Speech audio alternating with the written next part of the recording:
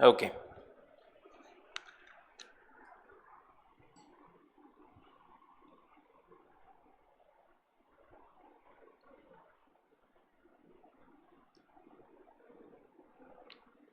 चलिए शुरू करें।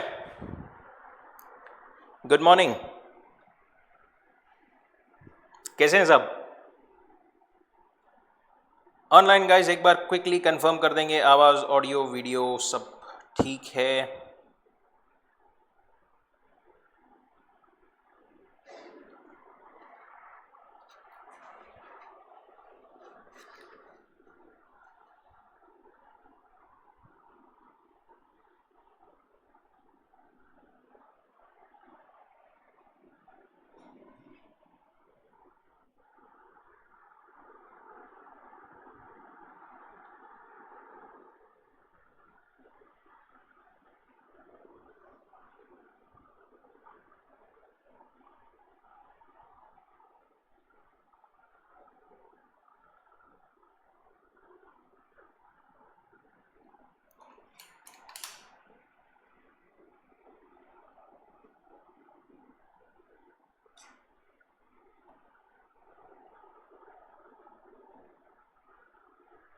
Hello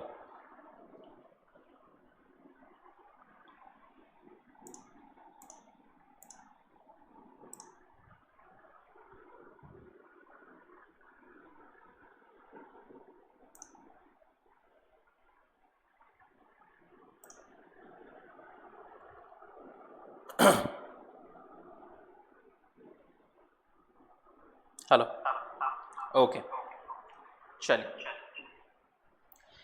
perfect. हाँ, कहाँ थे हम, क्या पढ़ रहे थे हम? कॉर्पोरेट एंड अलाइड लॉस पढ़ रहे थे। बहुत अच्छी बात, चलो इतना तो भी याद है सबको। पहला चैप्टर प्रीलिमिनरी चैप्टर, जिसमें हमने क्या क्या चीजें देखी थी? कंपनीज एक्ट, कैसे कब क्या कहां पर क्या हुआ, बरोबर, एंड सर्टन इंपॉर्टेंट पॉइंट्स और what we can say terms के बारे में डेफिनेशंस, राइट? टर्म्स पॉइंट्स के बारे में कुछ इंपॉर्टेंट डेफिनेशंस। अभी अभी देखिए, एक काम करते हैं, अपन पहले नहीं किया आज, जो अपन ने पिछले मतलब 5-6 लेक्चर्स में किया ना, आज एक क्विक रिवीजन करते हैं पूरे चैप्टर की, ठीक है? सो दैट एक बार वो यहाँ पर ही आपका क्विकली अपना रिवाइज हो जाए, एंड थोड़ा सा अगर आपको कुछ डाउट्स है वगैरह तो आप पूछ सकते हो, ठीक है? Will keep it a very interactive session today, हर रोज ही मतलब, but let's quickly revise what we have studied in past few days.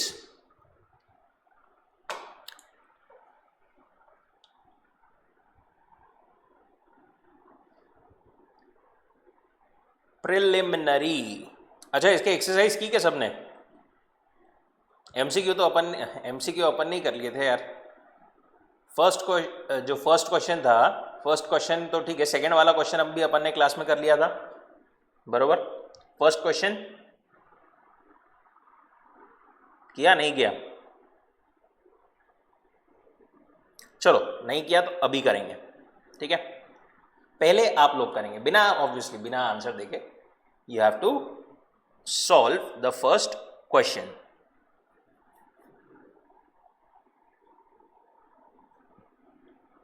And your time starts now.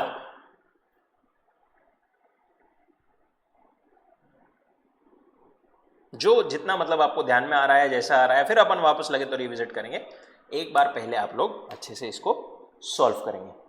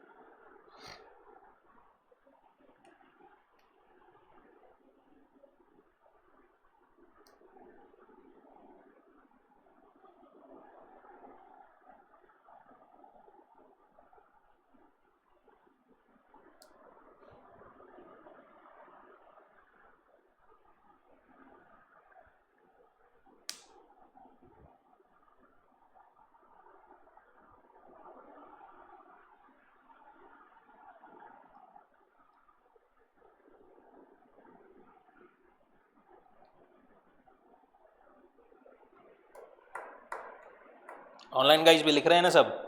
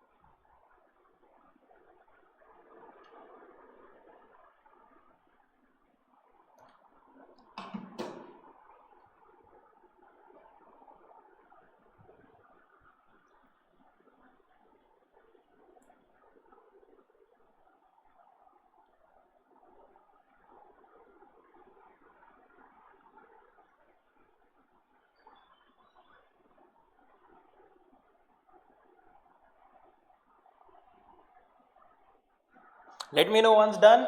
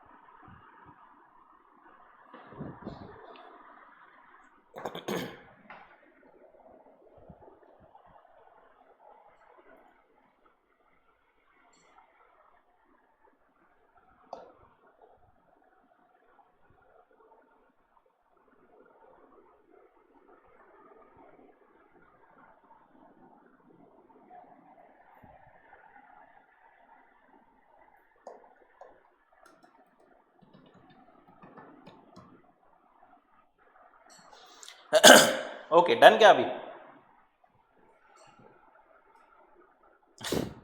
अरे एग्जाम में इतना टाइम नहीं मिलेगा भाई। चलो लास्ट वन मिनट।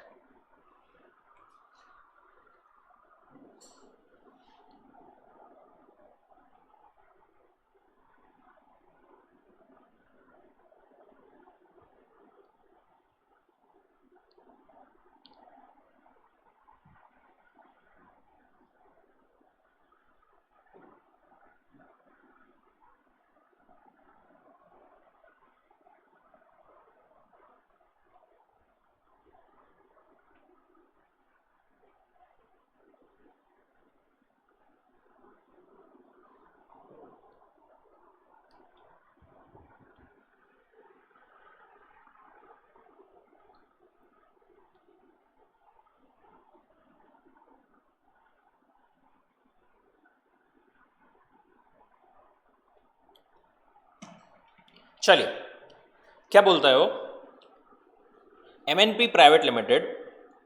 देखिए क्वेश्चन में सबसे पहले नहीं गया, स्टार्ट में जब भी आपको कंपनी का नाम दिया हुआ है ना तो उस पर भी एक इंपॉर्टेंट मतलब स्ट्रेसिंग पॉइंट है वो कि कौन सी कंपनी दी हुई है, ठीक है। क्योंकि कंपनी के नेचर, कंपनी के मतलब कौन सी कंपनी है, प्राइवेट पब्लिक जो भी है, उसके हिसाब से नहीं क्या आंसर्स बहुत सारे जगह पर बहुत ज़्यादा चेंज हो जाते हैं। Okay, private limited is a company registered under companies act 2013। Paid up capital कितना है? 2 करोड़। टर्नओवर कितना है? 60 crore. Explain the meaning of small company. पहला क्वेश्चन आपका क्या हो गया? Explain the meaning of small company. and examine the following in accordance with provisions of Companies Act 2013. Whether MNP can avail the status of small company? What will be your answer if the turnover is 30 crores? ठीक है, सबसे पहले दो question हो गए इसमें अपने पास में, ठीक है, दो एक्चुअली तीन हो गए. पहला तो आपको ये एक्सप्लेन करना है कि स्मॉल कंपनी का मतलब क्या है, मीनिंग क्या है, डेफिनेशन पूरा उसका एक्सप्लेन करना है. एंड सेकेंडली सेकेंड पार्ट में आपके पास में फर्दर दो क्वेश्चन है कि वेदर एमएनपी जो है वो अवेल कर सकती है उसका स्टेटस स्मॉल कंपनी का, और मतलब अगर उसका टर्नओवर अभी जो दिया हुआ है 2 करोड़ एंड 60 करोड़, उसकी जगह पर अगर उसका टर्नओवर जो है वो 30 करोड़ होता था तो उस केस में क्या वो अवेल कर सकती है. ओके क्या है पहले का आंसर, क्या है, अवेल कर सकती क्या पहले केस में? क्यों?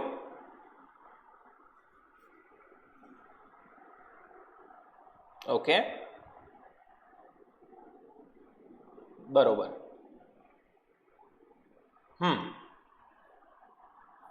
हाँ पहले केस में ऑब्वियस राइट, टर्नओवर की लिमिट ब्रीच हो जा रही थी पहले वाले केस में, ऑब्वियसली उसके लिए वो नहीं कर सकते. सेकेंड वाले केस में it can avail the status.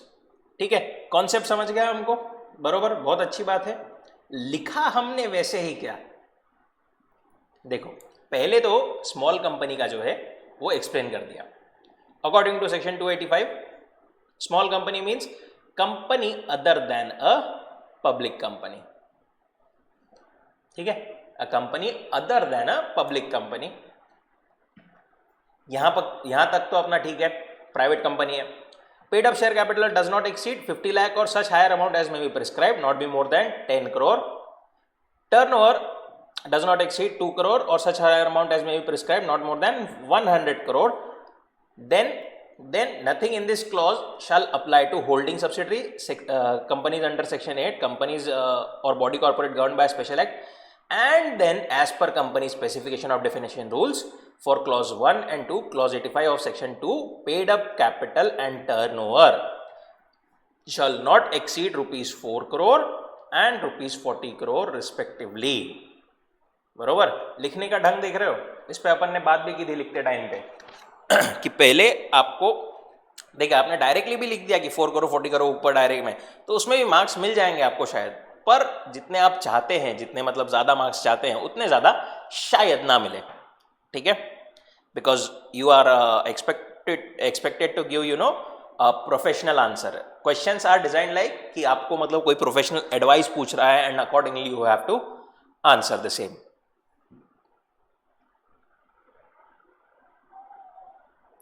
In the present case, MNP registered under Companies Act 2020 with a paid up capital of 2 crore, having turnover 60 crore.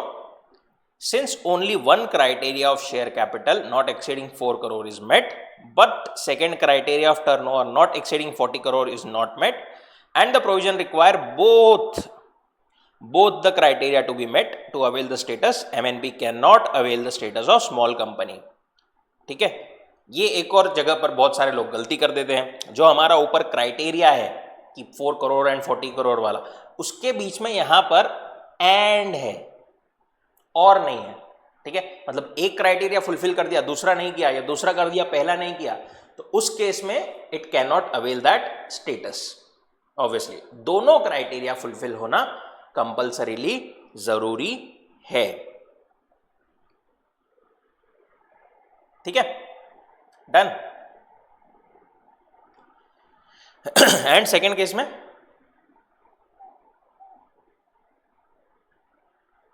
if the turnover is rupees 30 crore, then both the criteria will be fulfilled and MNP can avail the status of small company. बरोबर, if the turnover is 30 crore, then both criteria will be fulfilled and MNP can avail the status of small company. चलिए, इसमें अभी तो यहाँ पर हमारे पास में दो ही क्वेश्चन है. धीरे धीरे यू विल गेट, जब अपन मतलब थोड़ा और आगे जाएंगे, you will get question banks also, तो उसमें अपन फिर मल्टीपल क्वेश्चंस जो भी रेलेवेंट है वो अटेम्प्ट कर सकते हैं.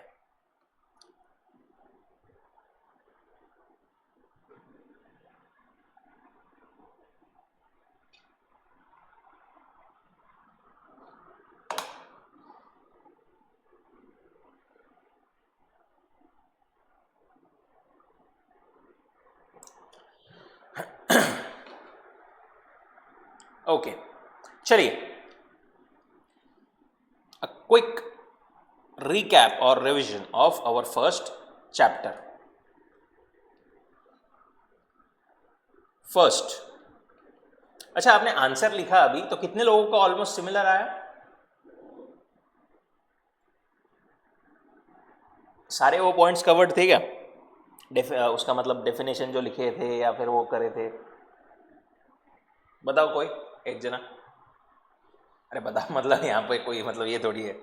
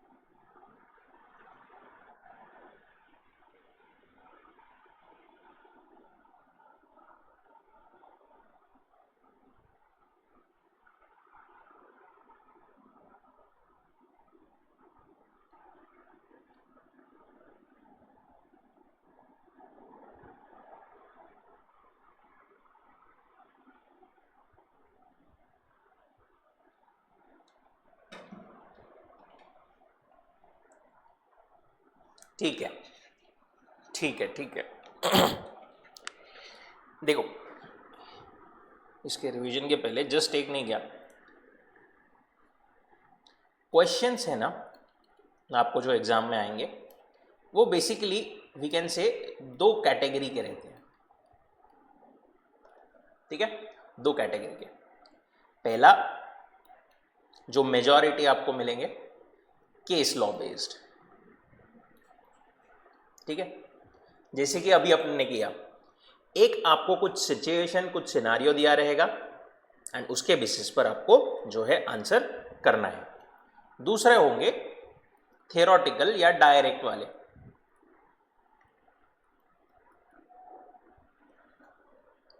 ठीक है, थ्योरेटिकल या डायरेक्ट जो बोले अपन, जिसमें अगेन मतलब ऐसा डायरेक्टली आपको ऐसी लाइन भी हो सकती है कि स्टेट दिस फीचर्स, और या स्टेट द प्रोविजन, या जो भी है बेसिकली फीचर्स तो क्या है।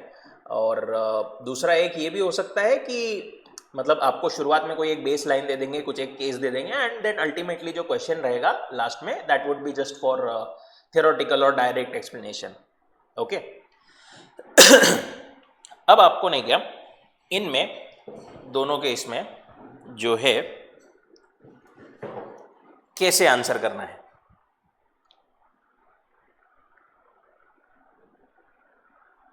पहले तो इस वाले की बात करते हैं,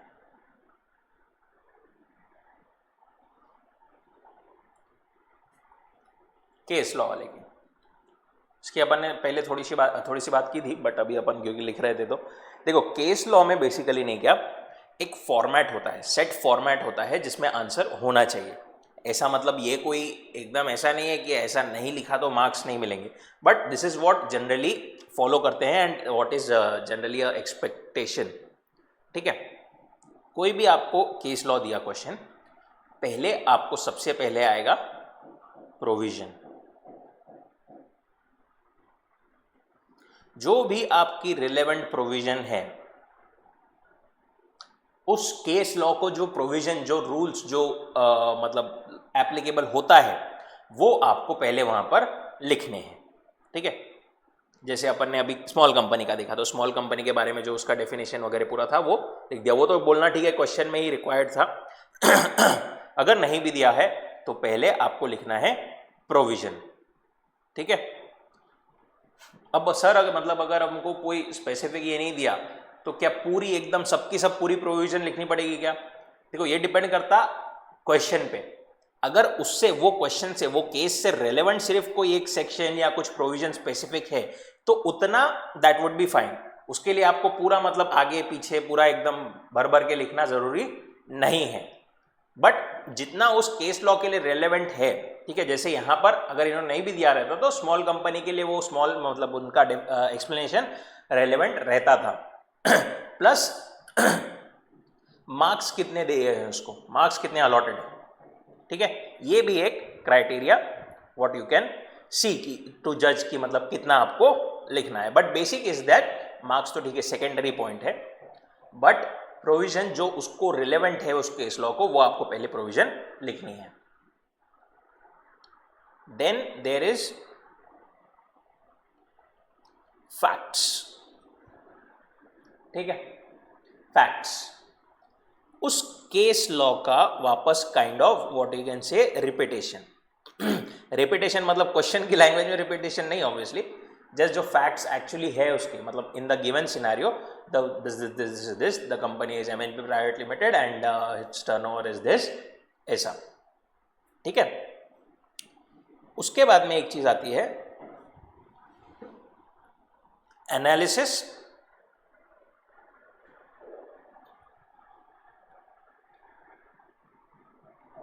और एक्सप्लेनेशन।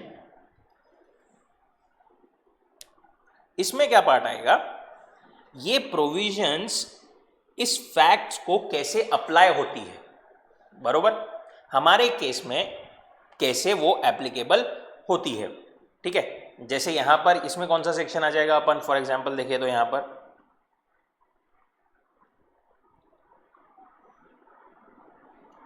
ये वाला, since only one criteria of the share not exceeding 4 crore is met but the second criteria is not met, provision require both the criteria to be met in order to avail the status of small company, ठीक है। ये ऐसा kind of आपका वहां पर analysis और explanation जो है उस ऊपर वाले प्रोविजन का अपने फैक्ट्स पे कैसे एप्लीकेशन होता है, प्रोविजन का एनालिसिस क्या है, कैसे वो अप्लाई होगा, वो आपका आ जाएगा इस सेक्शन में। And then finally conclusion,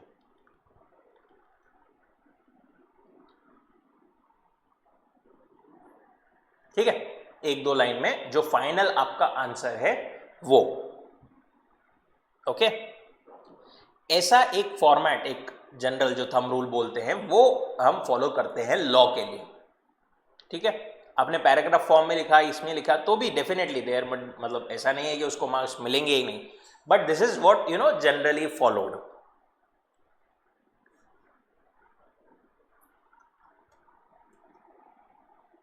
okay. अभी सेकंड है आपका डायरेक्ट वाला, ठीक है, या थेरोटिकल।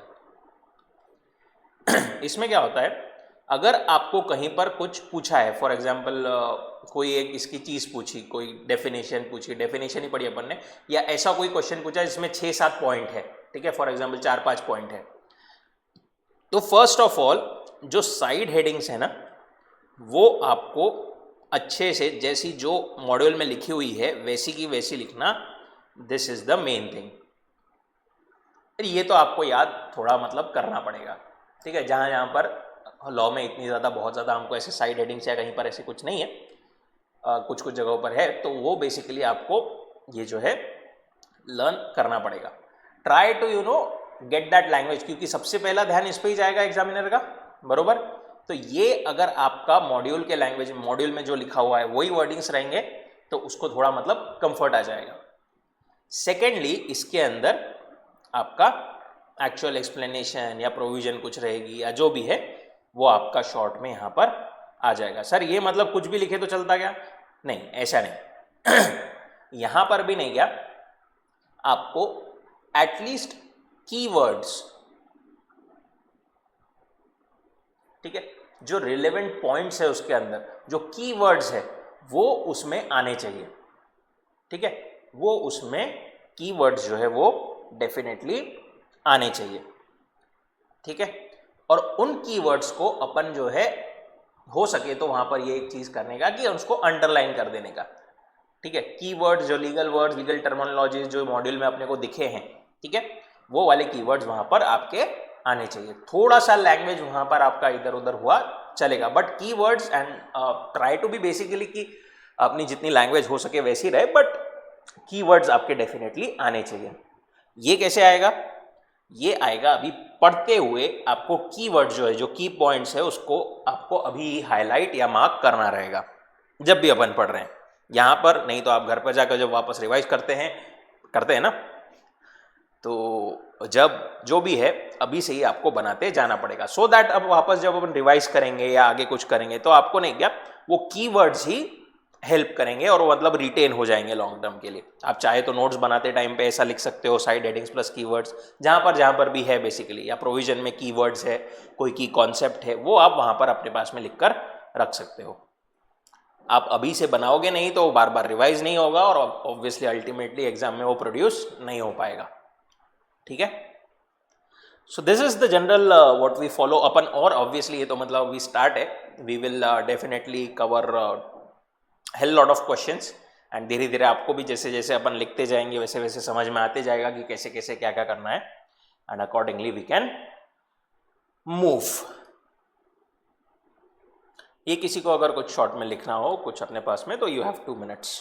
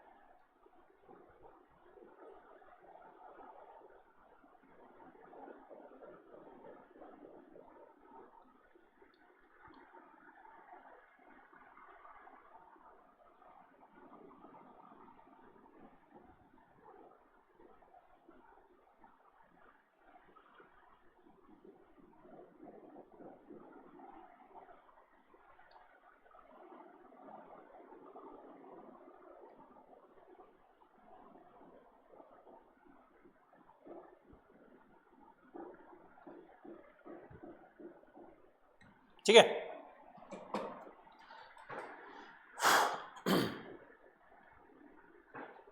चलिए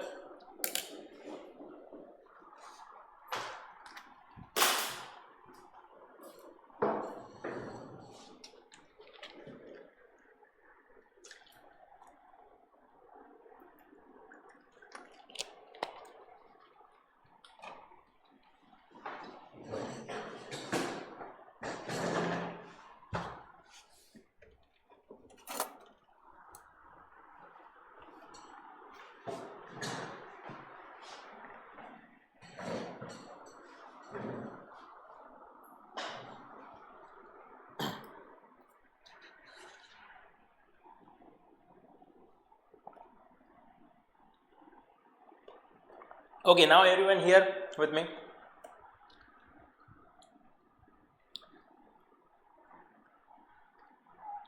बताइए क्या क्या देखा हमने शुरुआत से इस फर्स्ट चैप्टर में।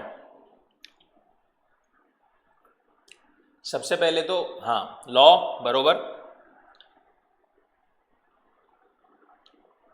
बरोबर, रूल बेस्ड लेजिस्लेशन कितने चैप्टर्स में डिवाइडेड है? 29 चैप्टर्स में हमारे पास में डिवाइडेड है। कुछ पार्ट जो है वो यहां पर हमारे पास में इंटर में कवर्ड है, कुछ पार्ट जो है आपका वो जो आपका फाइनल का लेवल है उस पे SPOM में वो कवर्ड है, सेल्फ पेस्ड ऑनलाइन मॉड्यूल्स में। Okay, then short title, extent, commencement and application, क्या था ये? Short title was companies act 2013. कहां पे एप्लीकेबल है extent? To whole of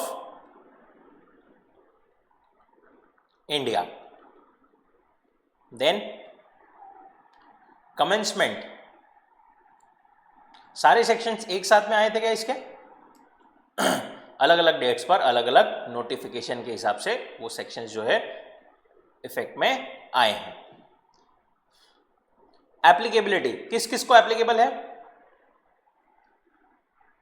companies incorporated under this act 2013 में जो हुई वो, 1956 में अगर कोई कंपनीज हुई होगी इनकॉर्पोरेट तो वो. देन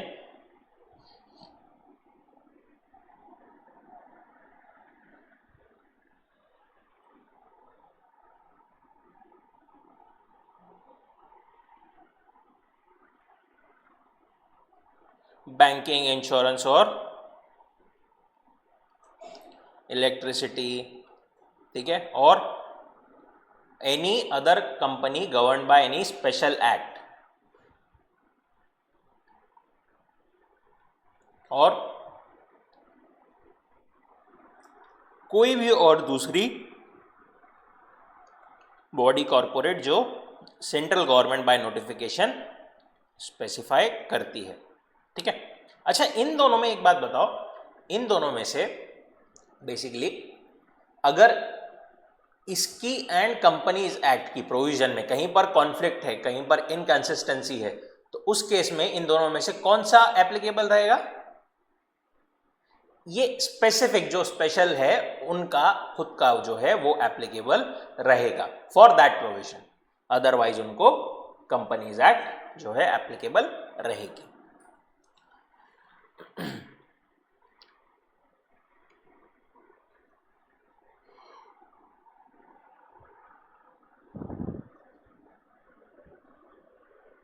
एसोसिएट कंपनी एक इंपॉर्टेंट पॉइंट था. एसोसिएट कंपनी में क्या देखा था हमने?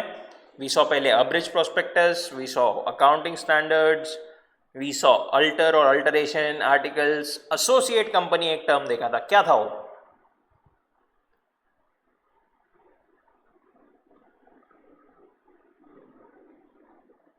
in which that other company has significant influence. बरोबर. और ये significant and not a subsidiary company. जो सब्सिडरी है ऑब्वियसली दैट कैनॉट बी, मतलब that is a different thing ना. And includes a joint venture company. अब ये जो सिग्निफिकेंट इन्फ्लुएंस है इसको कहां डिफाइन कैसे डिफाइन किया गया था? At least 20% control of total voting power और कंट्रोल और participation in business decisions under an agreement. Joint venture means joint arrangements whether parties have joint control, where the parties have joint control of the arrangements have right to net assets of management. ठीक है. अगर कोई fiduciary capacity में ए limited के shares नहीं क्या जो कि कैरी करते हैं 25% वोटिंग पावर, वो बी लिमिटेड के पास में रखे हुए हैं, बट ये जो है ना ये as a custodian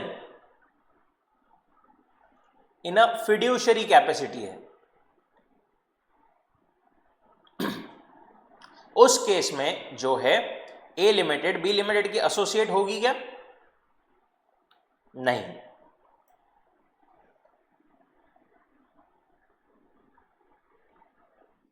accounting standards was fine. Authorise capital, board of directors. अच्छा, कैपिटल कौन से थे? पहला authorised, then subscribed, then issued, then called up and paid up. ठीक है. हमारे एक्ट में जहाँ भी मतलब कुछ प्रोविजन के लिए या बाकी चीज़ों के लिए कहीं पर भी ज़्यादा रिलेवेंस आएगा वो mostly would be paid up share capital का। ओके, ऑथराइज मतलब जितना ऑथराइज किया आर्टिकल्स ने, सब्सक्राइब मतलब क्या था, पब्लिक ने किया है, सब्सक्राइब, इश्यूड मतलब कंपनी ने एक्चुअली कितना इश्यू किया है, ठीक है, कॉल्ड अप मतलब जितना पैसा बुलाया, फॉर एग्जांपल 10 रुपए के शेयर में से 7 रुपए बुलाए तो 7 is my called up capital, and अगर ये पूरा 7 पेड है, सबने बरोबर पे कर दिया है, तो that is actually my paid up capital. अगर कुछ लोगों ने फॉर एग्जांपल इसमें से पे नहीं किया है तो ये कॉल्ड अप माइनस एरियर्स जो जिनके बाकी है, that is actually my paid up capital.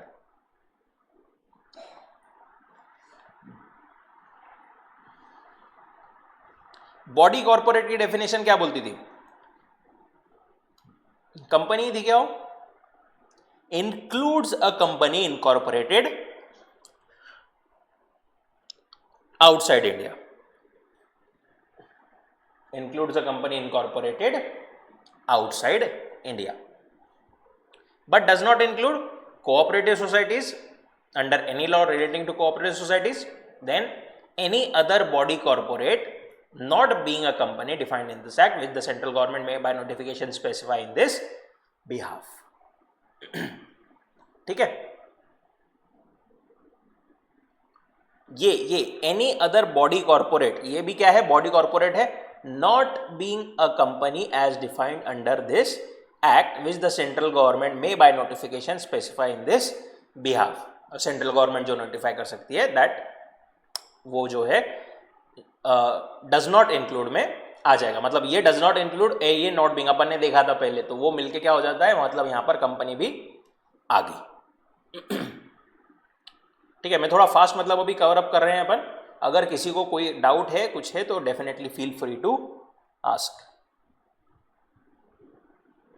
Body corporate वापस देखो, बॉडी कॉर्पोरेट क्या बोलता है, includes a company incorporated outside India, ठीक है, बाहर भी अगर कोई कंपनी इनकॉर्पोरेट हुई है तो वो भी इंक्लूडेड काय में है, बॉडी कॉर्पोरेट में इंक्लूडेड है, ठीक है, पर body corporate does not include cooperative societies registered under cooperative societies act. Cooperative societies को बॉडी कॉर्पोरेट नहीं बोला जाता, और कोई बॉडी कॉर्पोरेट, ठीक है, जो सेंट्रल गवर्नमेंट बता सकती है, नॉट बीइंग अ कंपनी, ठीक है, ऐसी कोई बॉडी कॉर्पोरेट, उसको भी जो सेंट्रल गवर्नमेंट ने बोली है उसको भी बॉडी कॉर्पोरेट हम कंसिडर नहीं करेंगे, which is not actually company, मतलब कंपनी वो नहीं है, उसको नहीं कंसिडर करेंगे, मतलब अगर कंपनी है तो बॉडी कॉर्पोरेट में तो आ गई। ओके, गेटिंग इट, यहां पर ऊपर पहले लिखा है डज नॉट इंक्लूड एंड यहां पर नीचे लिखा है नॉट बीइंग अ कंपनी, मतलब कंपनी जो है वो तो ऑब्वियसली बॉडी कॉर्पोरेट के इसमें हमारे आ गई। हमने ऊपर कंपनी का डेफिनेशन भी देखा था ना अभी, मतलब इसमें देखा था ना पहले, वो कंपनी भी बॉडी कॉर्पोरेट और कॉर्पोरेशन के इसमें आ गई।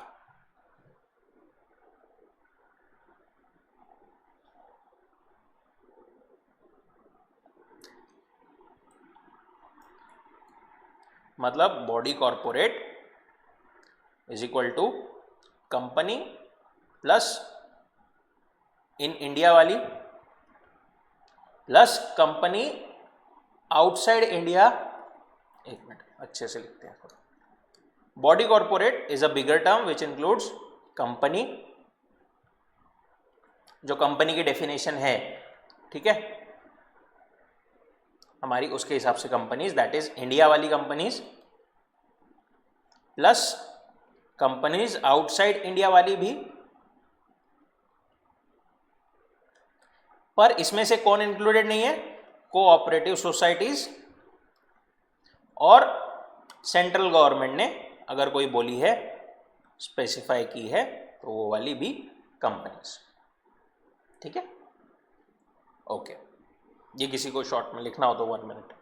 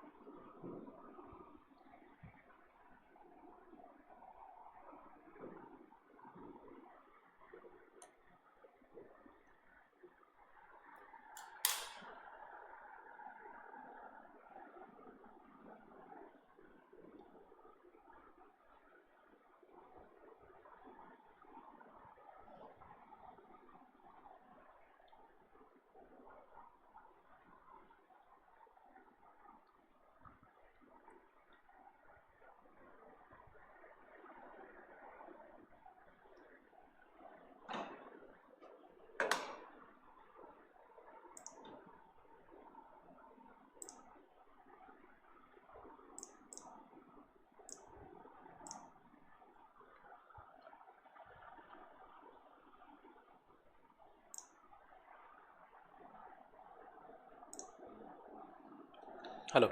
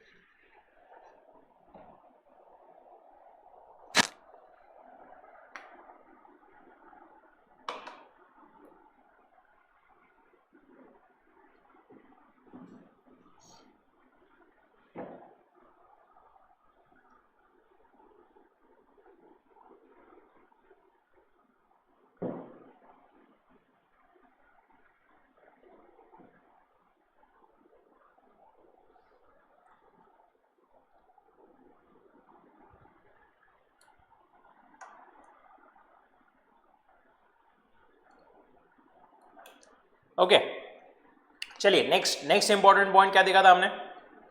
बुक्स ऑफ अकाउंट में क्या क्या चीजें थी?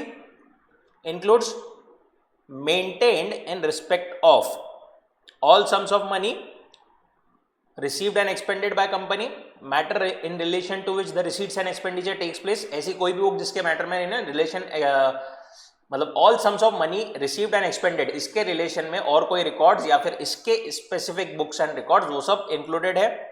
Then in respect of all sales and purchases of goods and services by the company, in respect of all assets and liabilities, and in respect of items of cost.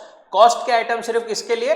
May be prescribed under section 148 in the case of company which belongs to such class of company specified in that section.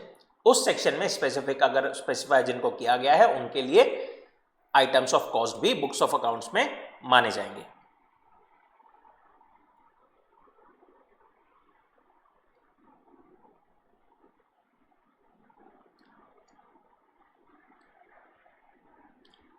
Contributory control company limited by shares, company unlimited, okay unlimited company भी देखा था अपन ने, control, debentures, dividend, document, ठीक है, employ stock option, ये सब छोटे छोटे टर्म्स जो है उसको मतलब अपन we are not getting much into detail.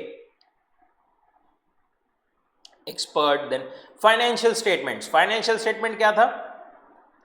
In relation to company includes balance sheet as at the end of financial year,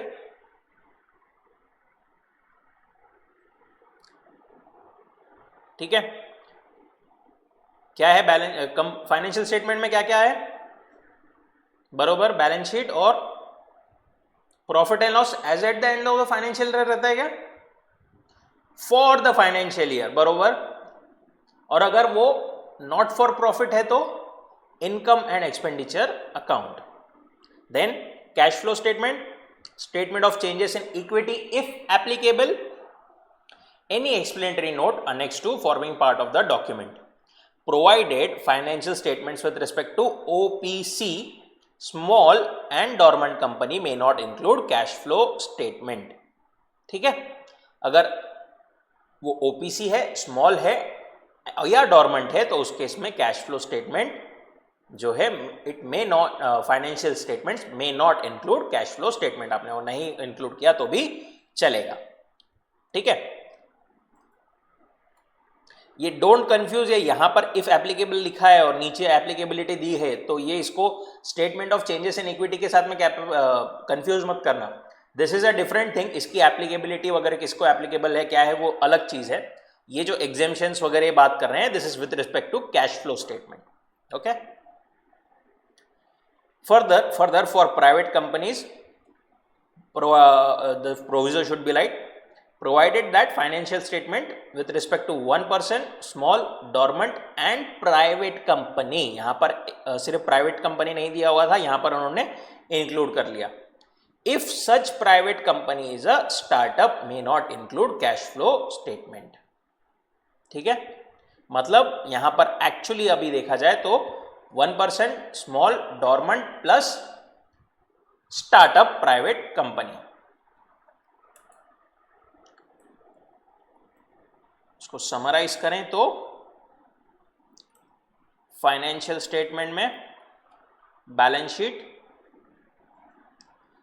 profit and loss, या फिर इनकम एक्सपेंडिचर जो भी जैसा भी एप्लीकेबल है, और cash flow, statement of changes in equity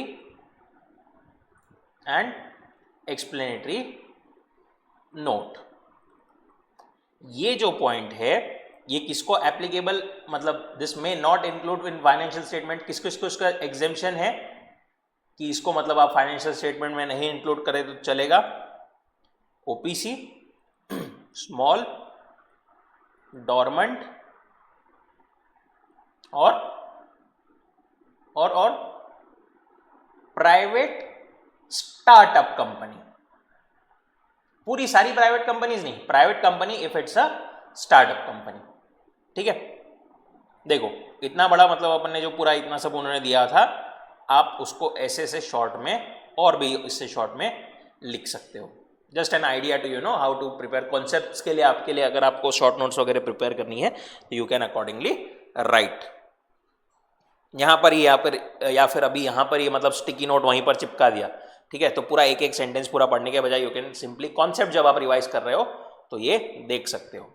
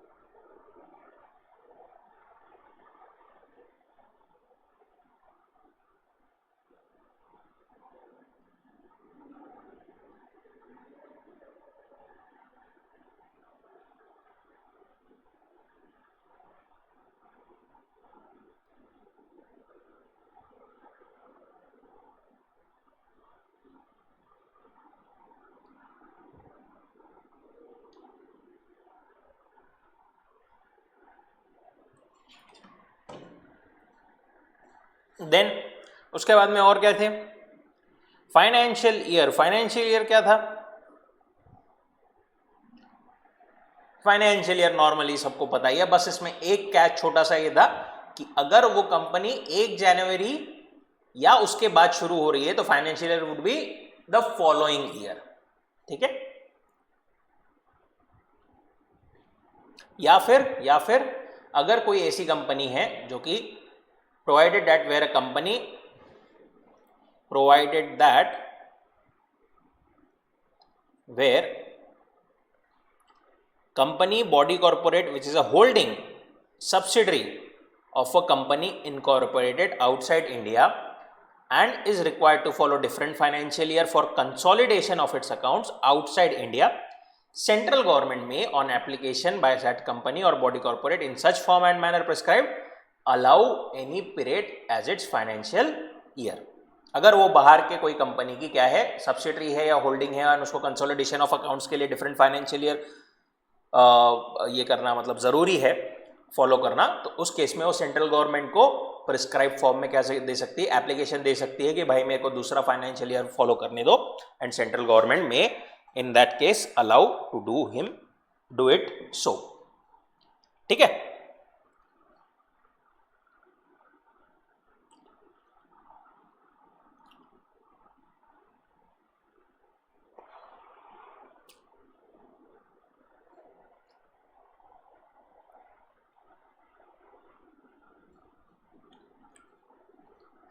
government company एक बार लिखेंगे पहले वापस से। देखो मैं बार बार अभी इतना ज़्यादा आपको मतलब ये लग रहा हो गया कि क्या ये अपन बार बार लिखते जा रहे लिखते जा रहे लिखते जा रहे। देखो अपन मतलब यही चीज़ नहीं क्या थोड़ी डिफ्रेंसिएशन क्रिएट करता है, ठीक है, कि अपन मतलब कितना लिख रहे कितना प्रैक्टिस कर रहे। ऑनेस्टली बताओ कितने लोग घर पर लिख रहे हैं रोज? ठीक।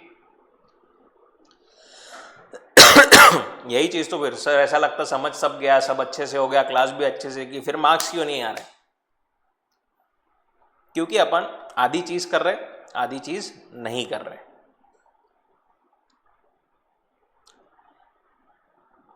Please write down government company.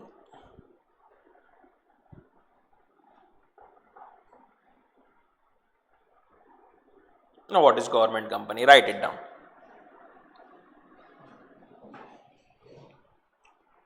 You got 2-3 minutes.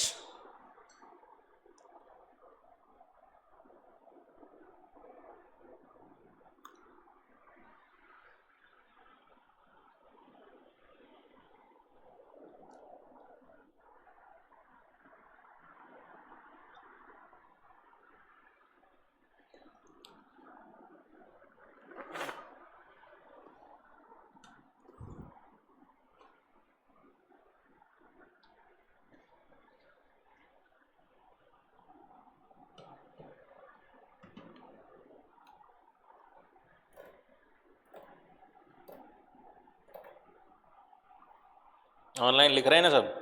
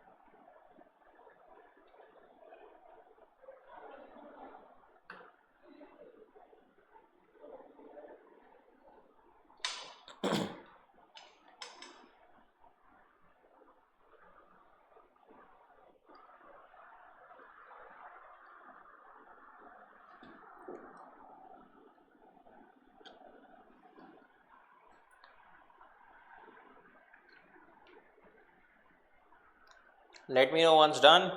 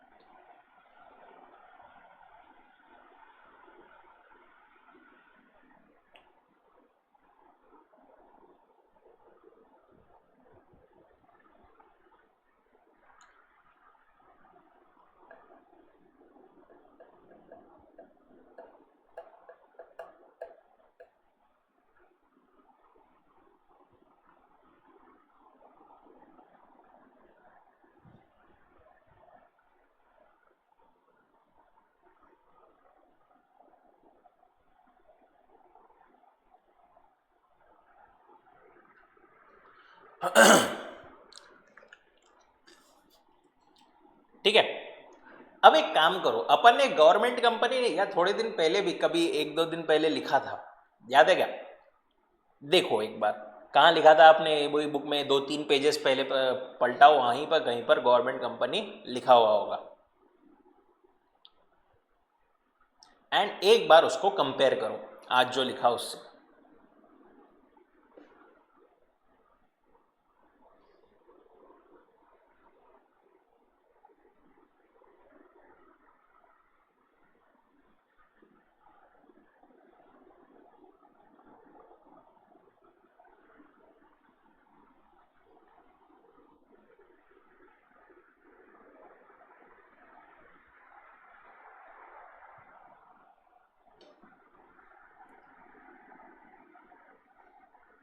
फर्क समझ में आ रहा है क्या थोड़ा बहुत?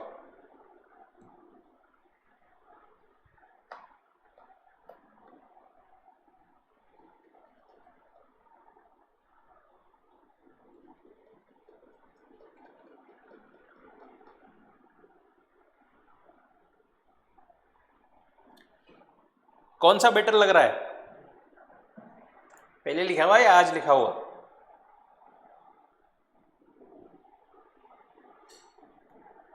क्यों? आज तो अपन ने अभी तक पढ़ा भी नहीं।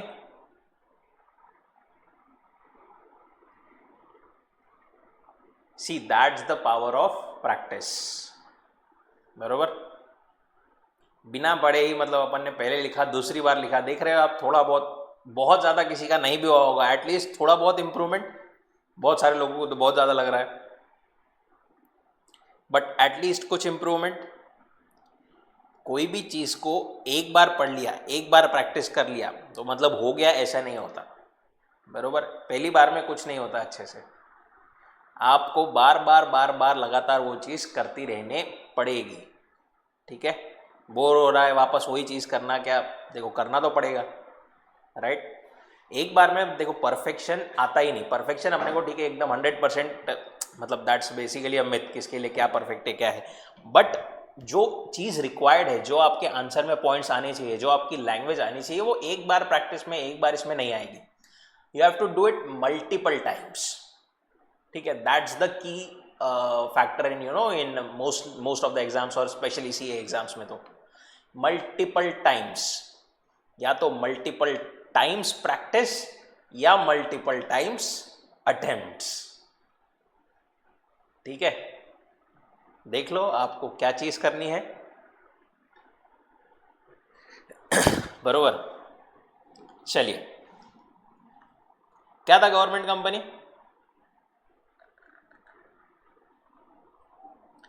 क्या बोलता था government company? Means company in which not less than 51%, not less than 51%, bar bar upon stress कर रहे हैं। अभी सबने सही लिखा क्या नॉट लेस देन, कि अभी भी ग्रेटर देन किसी ने लिखा?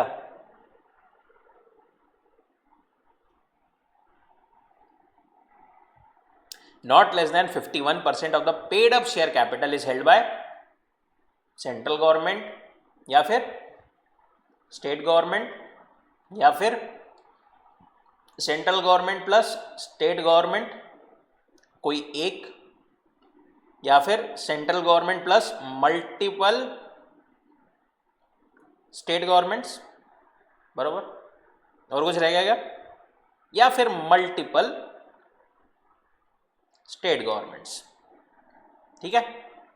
ऑल दिस अगर कोई भी कॉम्बिनेशन में कैसा भी होल्ड कर रही है, not less than 51% of paid up share capital, then it is a government company, and includes a subsidiary of government company. मतलब से फॉर एग्जाम्पल सेंट्रल गवर्नमेंट का ए लिमिटेड में स्टेक है 60%, ठीक है, एंड ए लिमिटेड की सब्सिडरी है B limited, तो ये बी लिमिटेड भी क्या हो जाएगी? गवर्नमेंट कंपनी हो जाएगी। क्या हो जाएगी? Government company. अच्छा, अगर ये जो ये है, इन्होंने जो शेयर्स है बेसिकली वो डिफरेंशियल वोटिंग राइट्स वाले अगर इशू किए हैं, तो कुछ पॉइंट था क्या ऐसा? हाँ, तो फॉर दैट पर्पस अगर डिफरेंशियल वोटिंग राइट्स इशू किए तो paid up share capital shall be constituted as total voting power, total voting power where shares with differential voting rights have been issued, okay, चलिए, की managerial person KMP, इसमें कौन कौन लोग included थे? Holding subsidiary पे बनाते हैं, KMP में कौन कौन इंक्लूडेड था?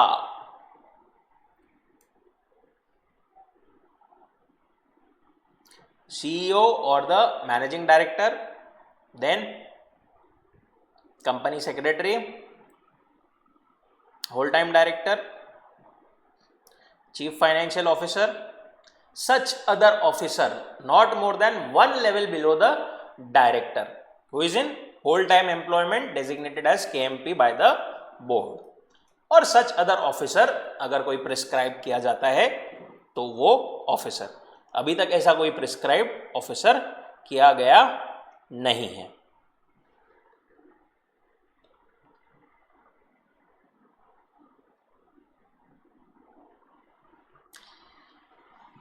लिस्टेड कंपनी, लिस्टेड कंपनी याद है क्या?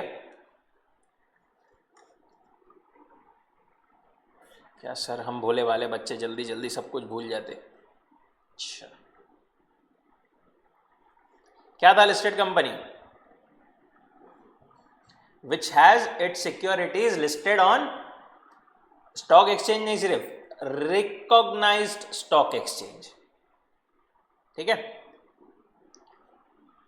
Provided such class or classes of companies which have listed or intend to list as may be prescribed in consultation with SEBI shall not be considered as listed companies. Following companies जो है उन्होंने prescribe की है वो shall not be considered listed company even though they intend to or have listed their certain securities.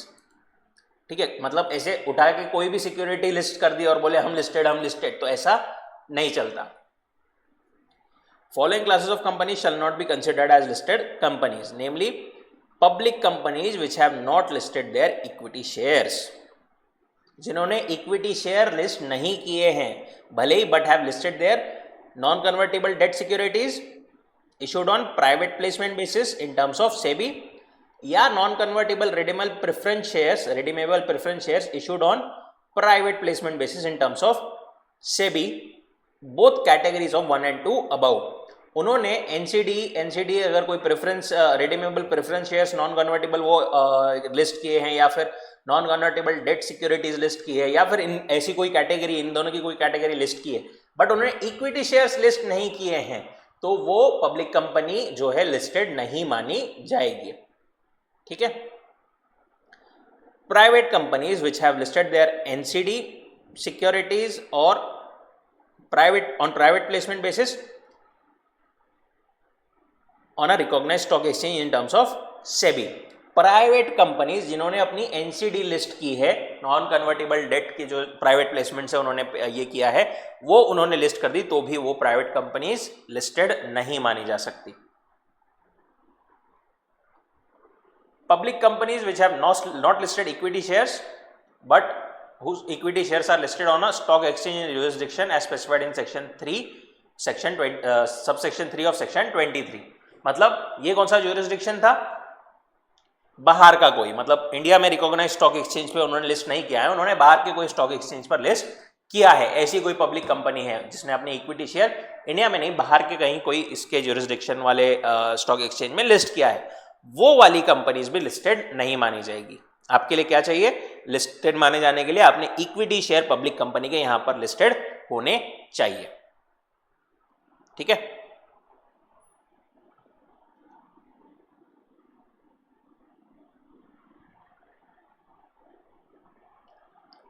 Managing director, manager, that's fine. Member कौन कौन थे रे? Who all were members?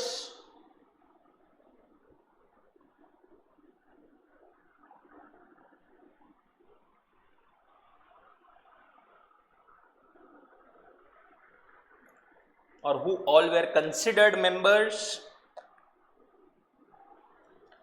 Subscriber to the memorandum, जिन्होंने memorandum को subscribe किया है, who shall be deemed to have agreed to become member on its registration and on its registration entered as members in the register of members, ठीक है। जो on the time of registration register of members में उनका नाम enter किया गया है and who have subscribed to that memorandum. Every other person who agrees in writing to become a member and whose name is entered in the register of members. जो writing में company के साथ में agree करता है कि हाँ भाई मैं मेंबर बन रहा हूं एंड उसका नाम रजिस्टर ऑफ मेंबर्स में एंटर किया गया है. एंड तीसरा, every person holding shares and whose name is entered as beneficial owner in the records of depository. ये क्या था? Listed right. जो अपने शेयर्स होते हैं ऑब्वियसली, मतलब अपन अब स्टॉक एक्सचेंज पे लेवा बेची करते हैं तो ऑब्वियसली हर सेकंड में थोड़ी ना वो रजिस्टर ऑफ मेंबर्स बदलेंगे. तो वहां पर नहीं, क्या डिपॉजिटरी के पास में सारे शेयर्स होते हैं एंड वो जो है होल्ड करता है for us, taking us as beneficial owner. ठीक है, अपने ही नाम में अपन अपने वी आर बेनिफिशियल ओनर. ठीक है, सो ऐसे भी पर्सन जो है that are members.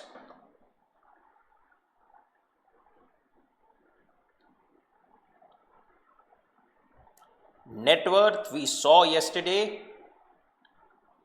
Notification officer, officer in default कौन था?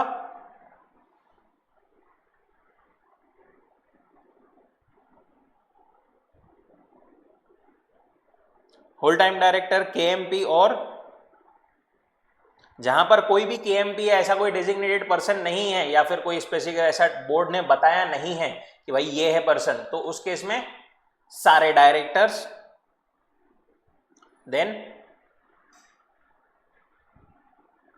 ऐसा कोई पर्सन जो कि इमीडिएट अथॉरिटी की बोर्ड के अंदर इमीडिएट अथॉरिटी में जो पर्सन रिस्पॉन्सिबल है मेंटेनेंस, फाइलिंग और डिस्ट्रीब्यूशन ऑफ अकाउंट्स रिकॉर्ड्स, या फिर नोइंगली और मतलब उसको एक्टिवली वो चीज में, वो मैटर में उसने पार्टिसिपेट किया है, उसको पता है ये गलती हुई थी बट उसने वो रोकने के लिए कोई स्टेप्स नहीं लिए, वो पर्सन.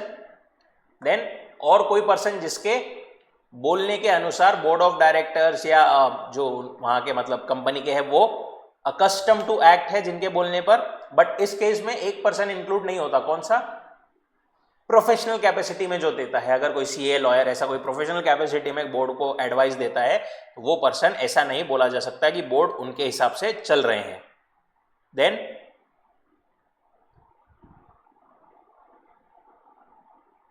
और कोई पर्सन जो कि वो कॉन्ट्रावेंशन के रिस्पेक्ट में who is aware of such contravention. ठीक है, जिसको मतलब पता है कि वो ऐसी गलती हुई है और विदाउट ऑब्जेक्टिंग द सेम उसने ऑब्जेक्ट नहीं किया. ठीक है, or where such contravention has taken place with his consent of or connivance. उसको मतलब उसको मिला कि भाई हाँ, उसको मतलब पता चला कि ये गलत हो रहा है, उसको लगा गलत हो रहा है बट उसने कोई ऑब्जेक्शन नहीं लिया, या फिर उसके कंसेंट और कॉनिवेंस से अगर वो मैटर जो है वो गलत ऐसा हुआ है तो फिर वो भी पर्सन ऑफिसर इन डिफॉल्ट माना जाएगा. और in respect of issue or transfer of any shares of a company, share transfer agents, registrar, merchant bankers to the issue or transfer. Share transfer के केस में जो है registrar, share transfer agent, merchant bankers, ये सब भी जो है officer in default माने जा सकते हैं. ठीक है, वन पर्सन कंपनी क्या था? जहां पर एक ही person whole and sole responsible है सारे चीजों के लिए. ठीक है,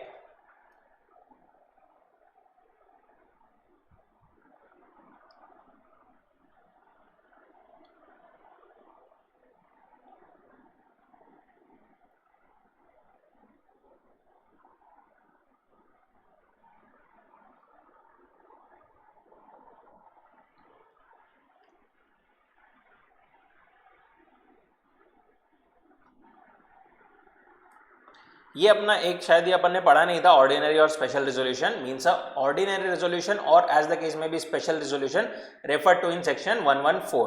कुछ तो एक चीज होती है रेजोल्यूशन, ठीक है, जो कि ऑर्डिनरी और स्पेशल दो अलग अलग चीजें होती है. ये क्या होती है, कैसे होती है, पढ़ेंगे. अरे पढ़ेंगे, नहीं मेरे को भी नहीं मालूम अभी. आएगा आएगा उसका specific reference upon meetings and all सब पढ़ेंगे ना, जब वहां पर उसका बार बार के मतलब बार बार रेफरेंस आएगा, कब ऑर्डिनरी रेजोल्यूशन कब स्पेशल रेजोल्यूशन। रेजोल्यूशन बेसिकली मतलब क्या होता है कि हमने कुछ तो भी मतलब कोई डिसाइड कर लिया, हाँ सबने मिलकर ये रेजोल्यूशन पास कर दिया, we resolve to do this, ठीक है, हमने मिलके एक मैटर ये वाला डिसाइड कर लिया, कोई मैटर है उस पर हमने डिस्कस किया and we finally agree to that, ठीक है।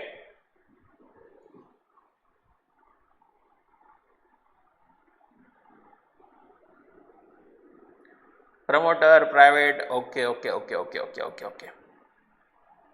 चलिए एक काम करते हैं,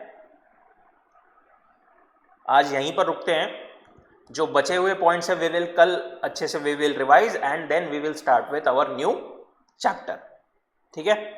सब लोग बचे हुए पॉइंट्स एंड ये पूरा चैप्टर अच्छे से रिवाइज करेंगे, ठीक है। चलिए, थैंक यू सो मच।